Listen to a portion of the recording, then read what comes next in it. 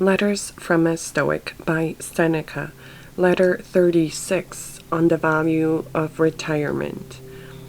Encourage your friend to despise stout-heartedly those who upbraid him because he has sought the shade of retirement and has abdicated his career of honors, and though he might have attained more, has preferred tranquillity to them all.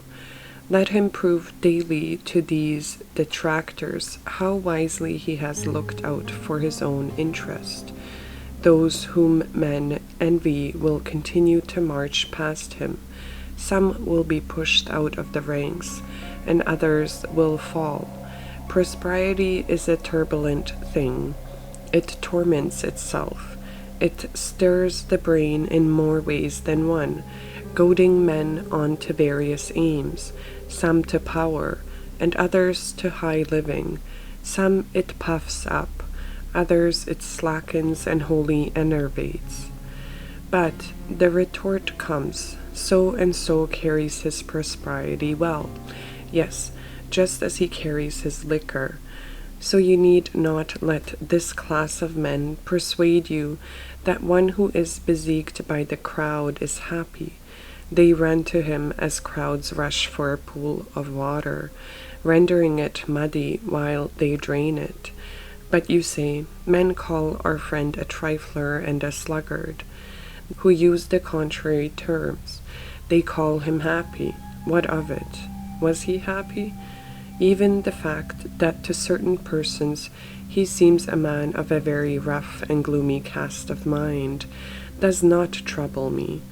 Aristo used to say that he preferred a youth of stern disposition to one who was a jolly fellow and agreeable to the crowd, for, he added, wine which, when new, seemed harsh and sour, becomes good wine, but that which tasted well at the vintage cannot stand age.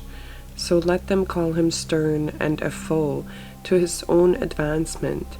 It is just this sternness that will go well when it is aged, provided only that he continues to cherish virtue and to absorb thoroughly the studies which make for culture, not those with which it is sufficient for a man to sprinkle himself, but those in which the mind should be steeped. Now is the time to learn. What? Is there any time when a man should not learn? By no means, but just as it is creditable for every age to study, so it is not creditable for every age to be instructed. An old man learning his ABC is a disgraceful and absurd object. The young man must store up, the old man must use. You will therefore be doing a thing most helpful to yourself if you make this friend of yours a man as possible. Those kindnesses, they tell us, are to be both sought for and bestowed, which benefit the giver no less than the receiver, and they are unquestionably the best kind. Finally, he has no longer any freedom in the matter. He has pledged his word, and it is less disgraceful to compound with a creditor than to compound with a promising future. To pay his debt of money, the businessman must have prosperous voyage.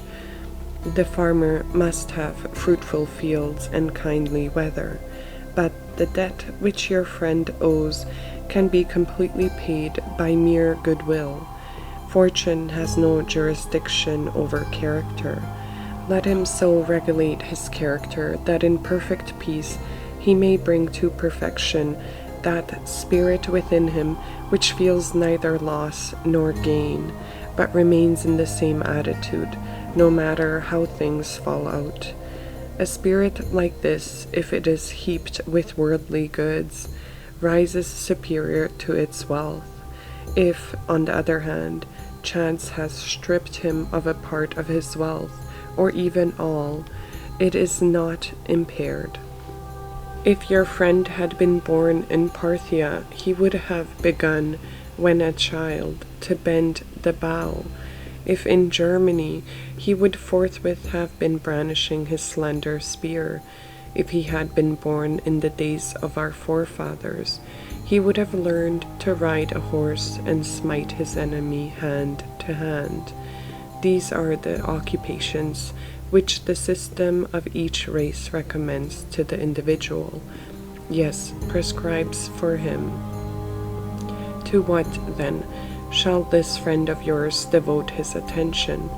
I say, let him learn that which is helpful against all weapons, against every kind of foe, contempt of death, because no one doubts that death has in it something that inspires terror, so that it shocks even our souls, which nature has so molded that they love their own existence, for otherwise there would be no need to prepare ourselves, and to wheat our courage, to face that towards which we should move with a sort of voluntary instinct, precisely as all men tend to preserve their existence. No man learns a thing in order that, if necessity arises, he may lie down with composure upon a bed of roses, but he steels his courage to this end, that he may not surrender his plight faith to torture, and that, if need be, he may some day stay out his watch in the trenches, even though wounded, without even leaning on his spear, because sleep is likely to creep over men who support themselves by any prop whatsoever. In death there is nothing harmful, for there must exist something to which it is harmful, and yet, if you are possessed by so great a craving for a longer life, reflect that none of the objects which vanish from our gaze and are reabsorbed into the world of things, from which they have come forth, and are soon to come forth again, is annihilated. They merely end their course and do not perish, and death, which we fear and shrink from, merely interrupts life, but does not steal it away. The time will return when we shall be restored to the light of day, and many men would object to this, were they not brought back in forgetfulness of the past. But I mean to show you later, with more care, that everything which seems to perish merely changes. Since you are destined to return, you ought to depart with a tranquil mind. Mark how the round of the universe repeats its course. You will see that no star in our firmament is extinguished, but that they all set and rise in alternation. Summer has gone, but another year will bring it again. Winter lies low, but will be restored by its own proper months. Night has overwhelmed the sun, but they will soon rout the night again. The wandering stars retrace their former courses. A part of the sky is rising unceasingly, and a part is sinking. One word more, and then I shall stop. Infants and boys, and those who have gone mad, have no fear of death, and it is most shameful if reason cannot afford us that peace of mind to which they have been brought by their folly. Farewell.